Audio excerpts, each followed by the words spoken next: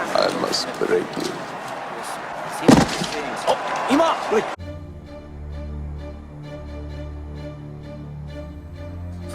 Hello, future black belts, black belt parents, future black belt parents.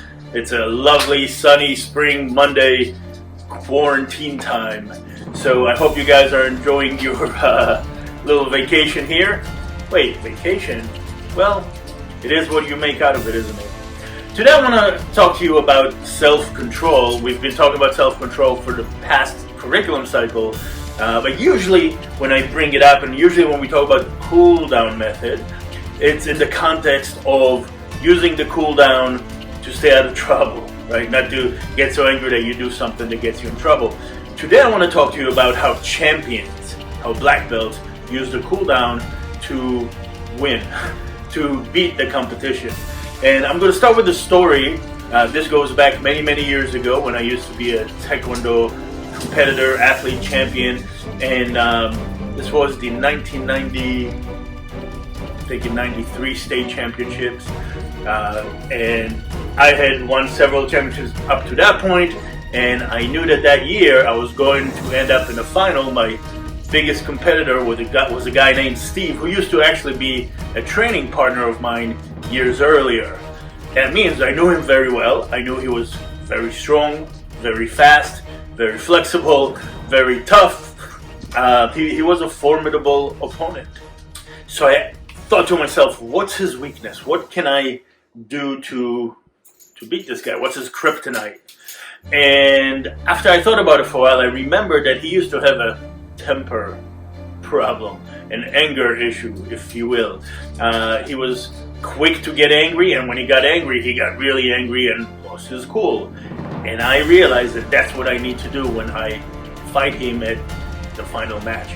Well, the day came, state championships were there. We both fought our way down the brackets until we ended up facing each other in the finals. I must break you. We bowed, went to our sparring stances, and began. And my strategy was this. I was going to frustrate him. I was going to get him angry. So I kept faking and checking, but I didn't really try to hit him. I just tried to make him miss me a whole lot, which he did. Every time he threw a kick or punch or combination, he just couldn't connect with it. And I could tell that the more he was doing it, the more he was getting frustrated and angry, until at some point he got so angry that he just kind of came at me with everything, and that's when I knew I had him.